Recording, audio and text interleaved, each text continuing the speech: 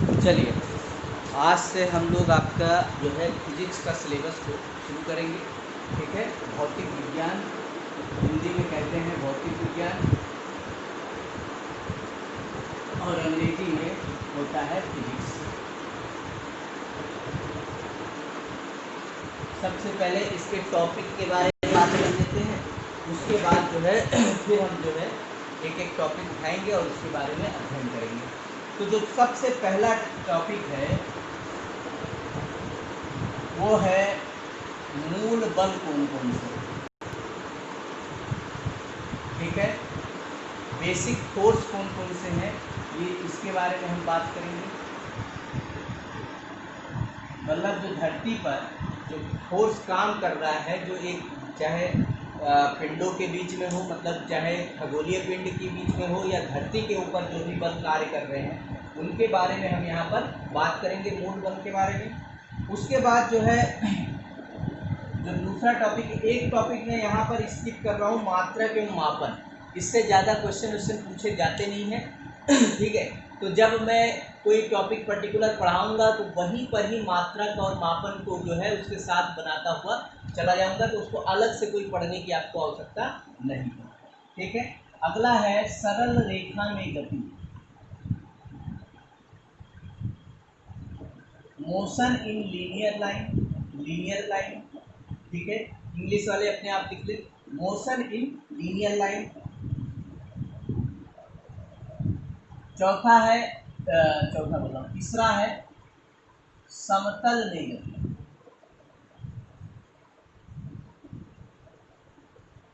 ठीक है, समतल में गति तीसरा। समतल का मतलब जो एकदम प्लेन हो, मोशन ऑन प्लेन। ठीक, समतल में गति। उसके बाद हम देखेंगे कि गति के नियम कौन कौन से हैं। जैसे कि न्यूटन ने दिया था गति का नियम। ठीक है, तो वो सारे नियम हम यहाँ पर देखेंगे, गति के नियम कौन कौन से हैं। फिर अगला टॉपिक आपका हो जाएगा कार्य, ऊर्जा एवं शक्ति, work, energy and power, work, energy and power. अगला है कणों के निकाय, जहां पर अंग्रेजी नाम मैं बताऊं अभी तो उसका वैसे ही लिख लीजिएगा, टॉपिक जब शुरू होगा तो वहां पर अंग्रेजी में लिखा दूंगा। तथा घूर्णी गति, घूर्णी गति मतलब रोटेशन। ठीक, उसके बाद जो है अगला टॉपिक हम देखेंगे गुरुत्वाकर्षण, ग्रेविटेशनल फोर्स। गुरुत्वाकर्षण के बारे में बात करेंगे हम लोग।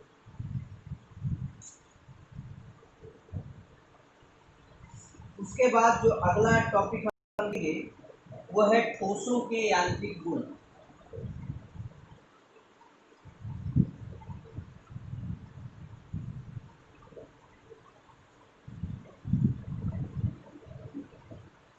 Mechanical qualities of solids. ठीक, उसके बाद जो है तरल के यांत्रिक गुण देखेंगे, 9 तरल का यांत्रिक गुण।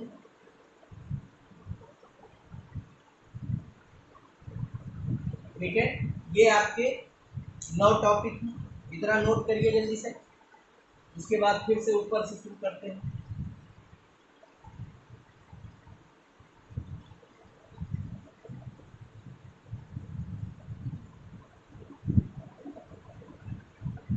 दस नंबर है द्रव के तापीय गुण, thermal qualities of matters.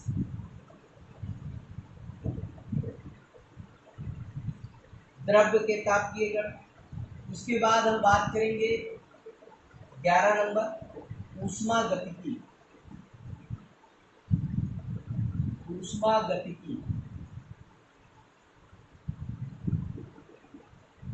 Thermodynamics, ऊष्मागतिकी। उसके बाद जो है बात करेंगे हम अणुगति सिद्धांत की, मॉलिक्यूलर मोशन थ्योरी क्या है। फिर हम जो है बात करेंगे दोलन के बारे में, ऑसिलेशन। फिर तरंग क्या होती है, इनके क्वालिटीज का अध्ययन करेंगे हम लोग। फिर जो है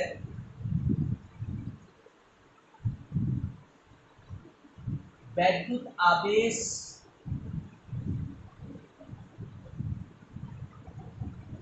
एवं उसका क्षेत्र,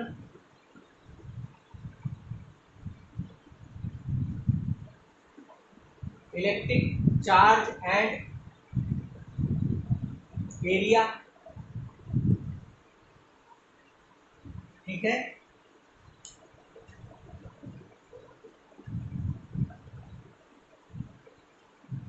सिक्सटीन नंबर टॉपिक है वैद्युत आवेश, ये तो हो गया। 16 नंबर है स्थिर वैद्युत विभव, स्थिर वैद्युत विभव एवं धारिता। धारिता का मतलब होता है कैपेसिटी, धारिता। विभव का जो ग्रेडियंट का बात कर रहा था वो विभव का मेरी ग्रेडियंट होता है।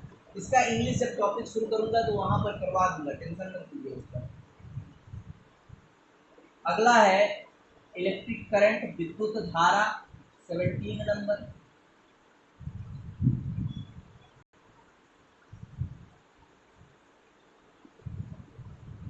एटीन नंबर है गतिमान आवेश एवं चुंबकत्व,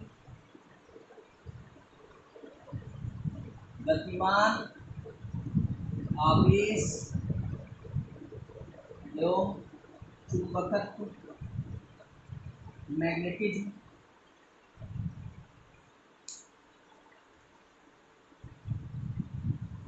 मोशन चार्ज एंड मैग्नेटिज्म,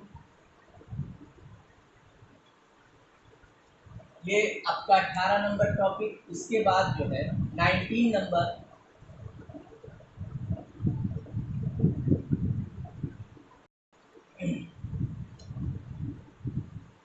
चुंबकत्व, सिर्फ मैग्नेटिज्म के बारे में बात करेंगे। यहाँ पर जो ये इसमें और इसमें डिफरेंट क्या है, ये जो चार्ज है इसके कारण जो मैग्नेटिज्म उत्पन्न हो रहा है इसका अध्ययन करेंगे, और यहाँ पर केवल हम मैग्नेटिज्म का अध्ययन करेंगे। वो चाहे गतिशील हो चाहे ना गतिशील हो, तब भी हम उसका उसका दोनों कंडीशन में हम इसका जो है अध्ययन करेंगे। अगला टॉपिक है विद्युत चुंबकीय प्रेरण, वैद्युत चुंबकीय प्रेरण, ठीक है। अगला है प्रत्यावर्ती धारा, एसी करंट, अल्टरनेटिव करंट, प्रत्यावर्ती धारा, अल्टरनेट करंट। उसके बाद हम बात करेंगे वैद्युत चुंबकीय तरंगों के बारे में, इलेक्ट्रोमैग्नेटिक वेव्स।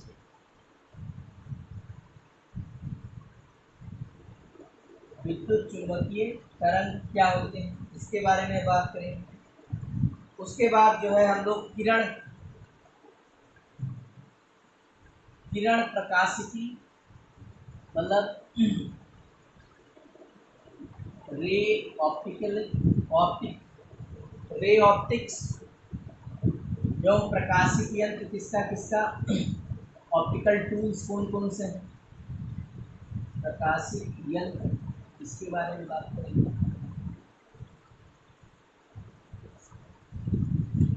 इसके बाद जो है तरंग प्रकाश की, क्योंकि तरंग क्या है, जो प्रकाश है वो कण भी है और तरंग भी है, तो इसके हम प्रकाश के तरंग के गुण का अध्ययन करेंगे। यहाँ पर 23-24 नंबर तरंग प्रकाश की, वेव ऑप्टिकलिज्म।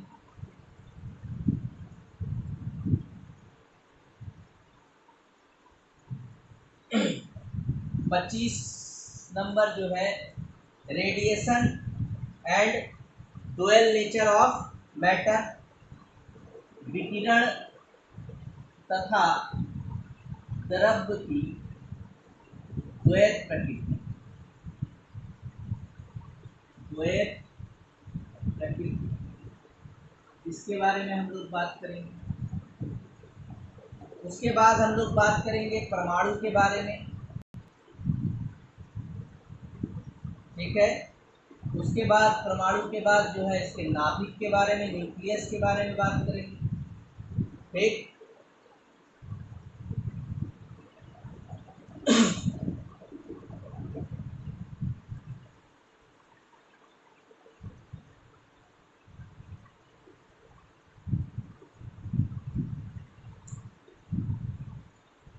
28 नंबर सेमीकंडक्टर्स के बारे में बात करेंगे, अर्धचालक,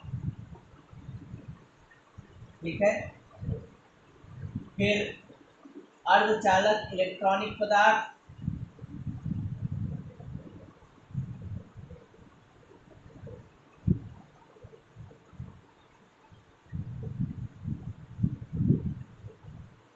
ठीक है। और इसकी जो मैकेनिज्म है, युक्तियां, उसके बारे में बात करेंगे और विभिन्न सारा चीज़ों पर बात करेंगे, युक्तियां तथा जो है सरल परिपथ,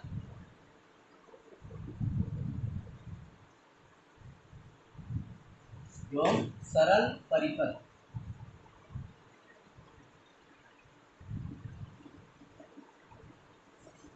सिंपल जो सर्किट है उसके बारे में बात करेंगे। अगला जो है कुछ हम लोग यहाँ पर संचार व्यवस्था के बारे में भी बात करेंगे। तो ये जो है 29 टॉपिक हैं आपके, जिसमें अपने को अध्ययन करना है। फिर इसमें भी कोई हो जाएंगे, कई सारे सब टॉपिक निकल के आ जाएंगे, ठीक है। तो सबसे पहले जिसकी हम बात करेंगे वह है प्रकृति में बल कौन कौन से, ठीक है। फोर्स इन नेचर, हेडिंग डाल दीजिए, पहला टॉपिक आपका फोर्स इन नेचर। देखिए थोड़ा सा जानिए, फिजिक्स का रोल है ये आपका कहाँ पर है। फिजिक्स का रोल आपको दिखाई देगा प्रिलिमिनरी के परीक्षा में। हाल फिलहाल के पक्षों पर, हाल फिलहाल के वर्षों में क्या हुआ है, फिजिक्स से ज़्यादा क्वेश्चन पूछे जाने लगे। तो ज़्यादा से आप इस सेक्शन को बहुत ध्यान से पढ़िए, ठीक है। पहले क्या था, ज़्यादा क्वेश्चन पूछा जाता था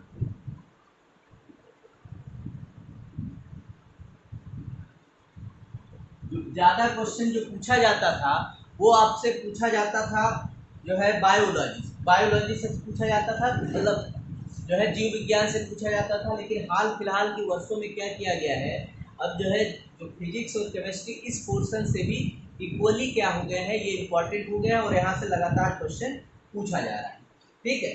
तो अगर हम बात करें, जैसे दुनिया, पूरी दुनिया संचालित है, तो ये किसके कारण संचालित है, कुछ बलों के कारण संचालित है। तो हम यही देखने का प्रयास कर रहे हैं इस टॉपिक के अंतर्गत, प्रकृति में बल, कि वो कौन से बल हैं जिसके आधार पर एक छोटे से छोटे अणु के मध्य में, एक छोटे से छोटे परमाणु के मध्य, परमाणु के भीतर भी किस प्रकार से उसका अस्तित्व है, इसी तरह से परमाणु से जो बड़े कण हैं, और इसी तरह से पूरे ब्रह्मांड के भी जो पदार्थ है, जो भी मतलब कि ग्रह है, उपग्रह है, किस बल के कारण क्या है, संतुलित अवस्था में बने हुए हैं। तो जो है प्रकृति बल, ये जो बल है, इसके विषय में सबसे पहले उचित अवधारणा जो दिया, इससे पहले भी अवधारणाएं आई, लेकिन इसके बारे में जो सबसे पहली अवधारणा दिया वो था न्यूटन के गति के नियम के आधार पर,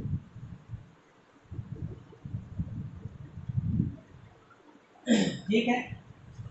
गति के नियम के आधार पर ही इसकी जो है उचित व्याख्या की जा सकी बल के विषय में। जो है प्रकृति में जो है 4 प्रकार के बलों की बात की गई।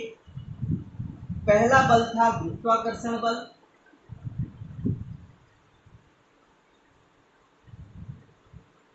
ठीक है।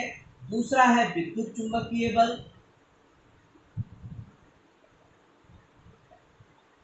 इलेक्ट्रोमैग्नेटिक फोर्स, और इसका ग्रेविटेशनल फोर्स। तीसरा था प्रबल नाभिकीय बल,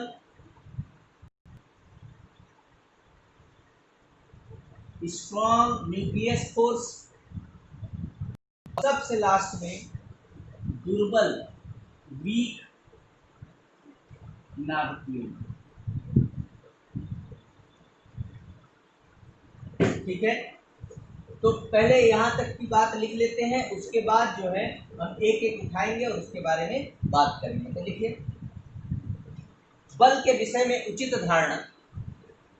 बल के विषय में उचित धारणा न्यूटन के गति के नियमों द्वारा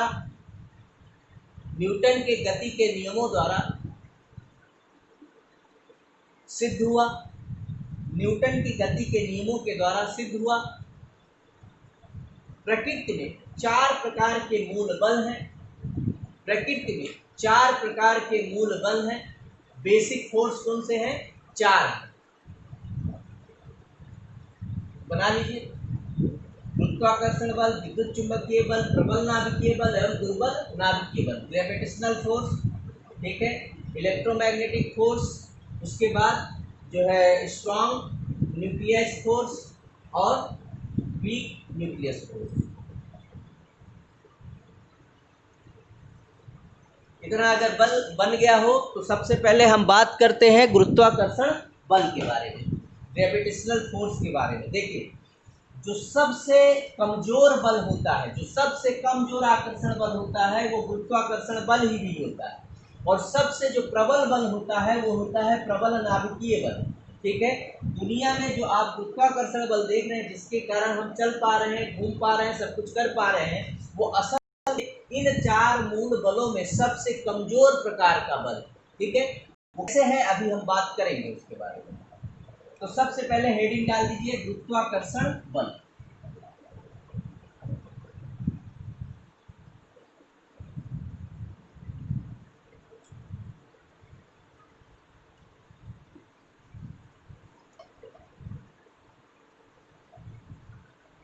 तो मैं आप लोगों को हमेशा बोलता रहता हूँ, हमेशा आपको समझाता रहता हूँ, जो भी वस्तु जिसमें कि द्रव्यमान होता है, ठीक है, कोई भी वस्तु जिसमें द्रव्यमान होता है, तो 2 वस्तु हैं, उनके द्रव्यमान के कारण इन दोनों वस्तुओं में, अगर इसका द्रव्यमान m1 है और इसका द्रव्यमान m2 है, इसके वस्तुओं के द्रव्यमान के कारण जो इनमें आकर्षण बल उत्पन्न होता है, उसे ही हम क्या कहते हैं? गुरुत्वाकर्षण बल कहलाते हैं।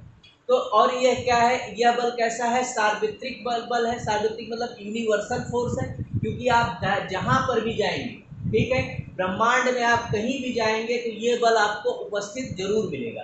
ठीक है, तो इसलिए क्या है? यूनिवर्सल फोर्स है, और जिस भी पिंड का कुछ भी द्रव्यमान होगा, उसका जो है वो जो है वहां पर गुरुत्वाकर्षण बल पाया जाएगा। जो पिंड जितना अधिक विशाल होगा, उसका गुरुत्वाकर्षण बल भी उतना ही अधिक पाया जाएगा। ठीक है, तो ये जो प्रत्येक विश्व का जो प्रत्येक पिंड है, ठीक है, प्रत्येक अन्य पिंड के कारण इस बल का अनुभव करता है। जैसे पृथ्वी पर रखी प्रत्येक वस्तु जो है पृथ्वी के कारण क्या करती है? इस गुरुत्व बल का अनुभव करती है, क्योंकि पृथ्वी का बहुत ज़्यादा मास है, और इस मास के कारण ही क्या होता है? उस बल, उस जो दूसरी वस्तु है उस पर क्या होता है? एक आकर्षण बल लगता है। तो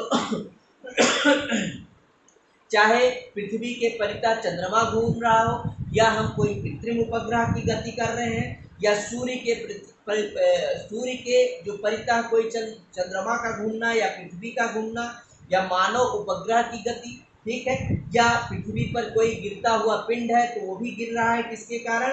इसी गुरुत्व बल के द्वारा ही नियंत्रित होती है। इसी तरह से चाहे तारे हैं, मंदाकिनी है, या मंदाकिनी गुच्छों के बनने और विकसित होने में इस बल की ही क्या होती है? भूमिका पाई जाती है। तो मतलब क्या हुआ? ये एक तरह का क्या हो गया? यूनिवर्सल फोर्स हो गया, जो किसके कारण उत्पन्न होता है? द्रव्यमान के कारण उत्पन्न होता है। चलिए लिख लीजिए। लेकिन किन्हीं दो पिंडों के बीच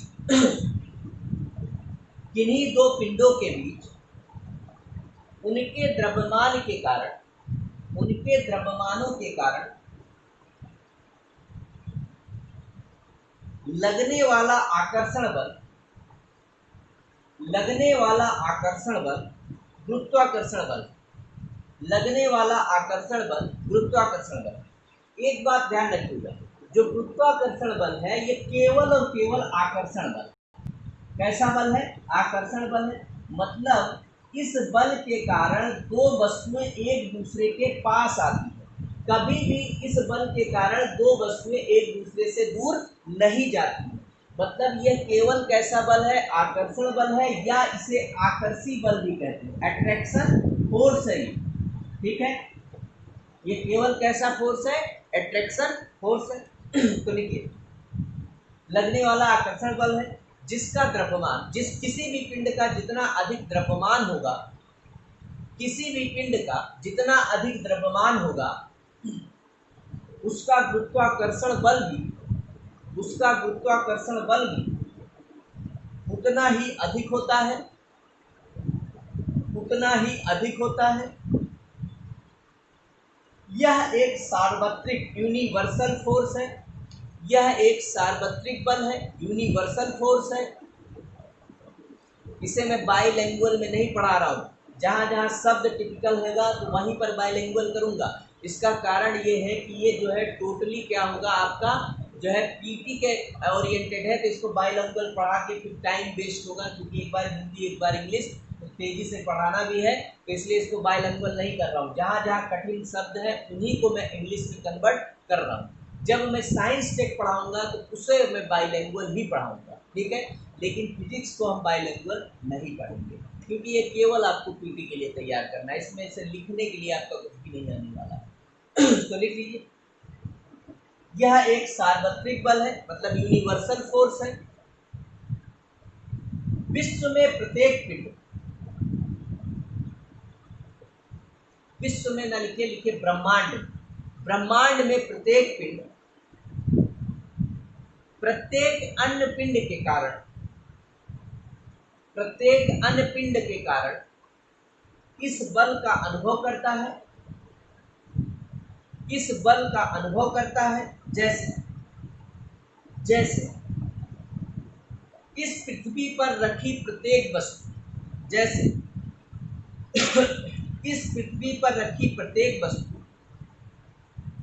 पृथ्वी के कारण गुरुत्व बल का अनुभव करता है। इसी प्रकार पृथ्वी के परितः चंद्रमा, परितः का मीन्स पृथ्वी के चारों ओर, पृथ्वी के परितः चंद्रमा तथा मानव निर्मित उपग्रहों की गति, तथा मानव निर्मित, जो सैटेलाइट्स बोलते हैं आप लोग, मानव निर्मित उपग्रहों की गति सूर्य के परितः पृथ्वी व चंद्रमा की गति, सूर्य के परितः पृथ्वी व चंद्रमा की गति व उपग्रहों की गति, या व मानव निर्मित उपग्रहों की गति, पृथ्वी के पर गिरते पिंडों की गति,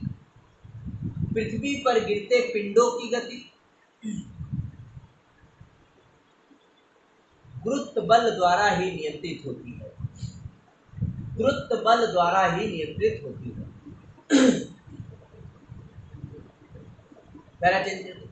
तारों, मंदाकिनियों, स्टार्स, गैलेक्सीज, तारों, मंदाकिनियों तथा मंदाकिनीय गुच्छों के बनने तथा विकसित होने में भी इस बल की प्रमुख भूमिका होती है। यह सभी मूल बलों में सबसे कमजोर प्रकार का होता है, लेकिन इसकी सीमा अनंत होती है। इनफिनाइट मतलब अनंत दूरी तक जो है गुरुत्वाकर्षण बल लगता है, लेकिन इसकी सीमा अनंत होती है, इनफिनाइट होती है। चलिए, अब जो है हम दूसरे बल की बात करते हैं, वो है विद्युत चुंबकीय बल, इलेक्ट्रोमैग्नेटिक फोर्स।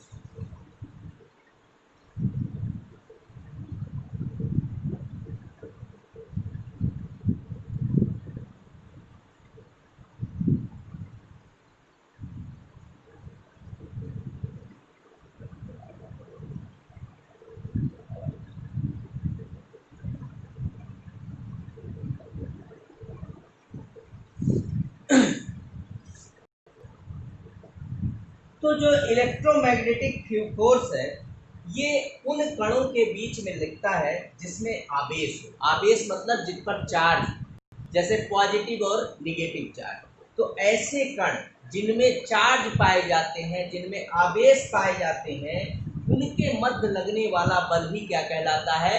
विद्युत चुंबकीय बल लगता है।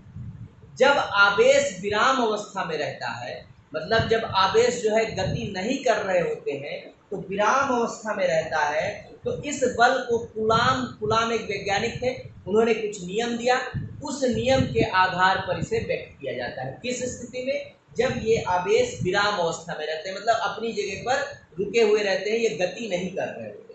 वो क्या है? जो सजातीय आवेश होगा, मतलब अगर कोई पॉजिटिव चार्ज है, पॉजिटिव चार्ज है, दो कण है जिनमें पॉजिटिव चार्ज है, तो उनमें क्या पाया जाता है? प्रतिकर्षण पाया जाता है। मतलब अगर उनको हम पास में लाएं तो वो क्या हो जाते हैं? दूर चलते चले जाते हैं, दूर क्या होते हैं? एक दूसरे से दूर होते हैं। और जब विजातीय आवेश होता है, मतलब एक पॉजिटिव और एक निगेटिव लेके आएंगे, तो वो दोनों में क्या होता है? आकर्षण बन जाता है। ठीक है। इस जो और जब यही आवेश गतिशील हो जाते हैं, अभी तक आवेश क्या था? स्थिर था। तब उसमें क्या हो रहा था? पॉजिटिव से दूर भाग रहा था, उससे प्रतिकर्षण हो रहा था, और पॉजिटिव निगेटिव में क्या हो रहा था? आकर्षण हो रहा था। लेकिन जब यही आवेश गतिशील हो जाते हैं, तो इनसे क्या होता है? जब गति करता हुआ आवेश जो है एक चुंबकीय प्रभाव उत्पन्न करता है। चुंबकीय प्रभाव उत्पन्न करने का मतलब, अगर उसके क्षेत्र में जहाँ पर वो गति कर रहा है, अगर उसके क्षेत्र में हम कोई चालक लेके आए, चालक मतलब कंडक्टर लेके आए, तो वो उसे क्या करेगा? अपनी ओर आकर्षित करने लगता है। ठीक है। तो क्या होता है?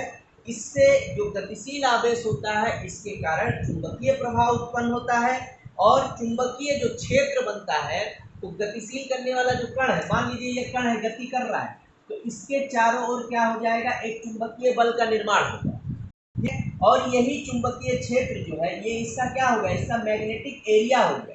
तो यही जो चुंबकीय क्षेत्र है, ये गतिशील जो बल, गतिशील जो आवेश है, ये जो गतिशील आवेश है, उन पर क्या करता है? बल आरोपित करता है। ठीक है। तो वैद्युत और चुंबकीय प्रभाव जो, तो एक क्या हो गया? जब उसमें आवेश हुआ तो उसका मतलब है कि वो विद्युत है, और उस गतिशील, उस आवेश के गति के कारण क्या हुआ? इसमें जो है चुंबकीय प्रभाव उत्पन्न हो जाता है, और इन दोनों को अलग करना क्या होता है? मुश्किल होता है, अविच्छेद होते हैं। इसीलिए इस दोनों बल को संयुक्त रूप से हम क्या कहते हैं? विद्युत चुंबकीय बल कहते हैं। ठीक है, इतना लिख लीजिए। लिखिए, आवेशित कणों के बीच चार्ज पार्टिकल्स, आवेशित कणों के बीच लगने वाला बल, आवेशित कणों के बीच लगने वाला बल विद्युत चुंबकीय बल कहलाता है। विद्युत चुंबकीय बल कहलाता है।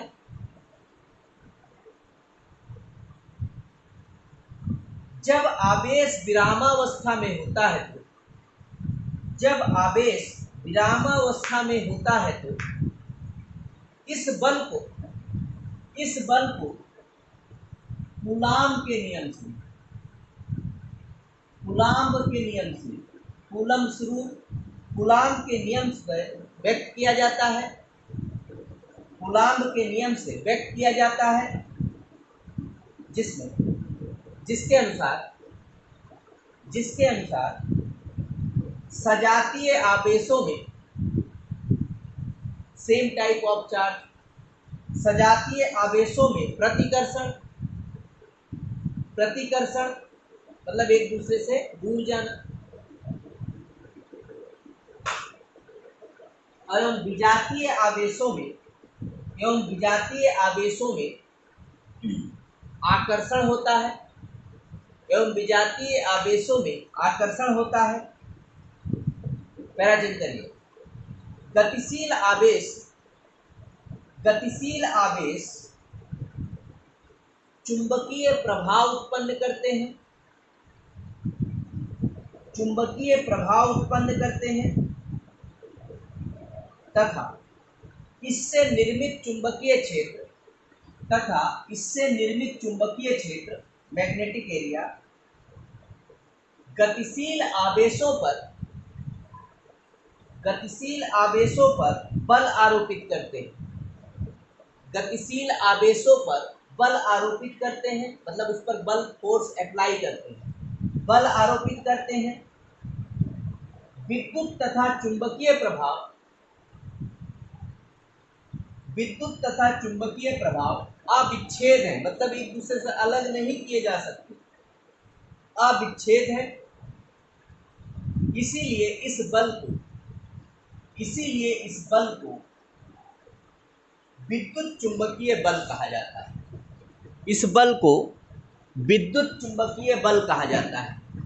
चलिए आज जो है क्या है, थोड़ा सा हमने आपका टॉपिक शुरू कराया, ठीक है। कल से हम फिर इसके बाद आगे बढ़ेंगे। तो एक बार सिलेबस को अच्छे से देख लीजिएगा और उसके बाद जो है टॉपिक जैसे जैसे करते चले जाएंगे। इसको मेरे साथ ही तैयार करते हुए चले जाइएगा क्योंकि इसमें बहुत सारा ज़्यादा इधर उधर आपको नहीं भागना पड़ेगा। जो मैं बताऊंगा वही आपको पढ़ना है और उतना ही चीज़ें ध्यान में रखनी है। इसलिए ये एक आसान टास्क है, कठिन जॉब नहीं है कि दूसरे विषय जैसा आपको उसमें दिमाग लगाना है। इसमें ज़्यादा दिमाग आपको इधर उधर से नहीं लगाना है, जो है वही रहेगा, ठीक है। चलिए आज के लिए इस वीडियो में इतना ही, धन्यवाद।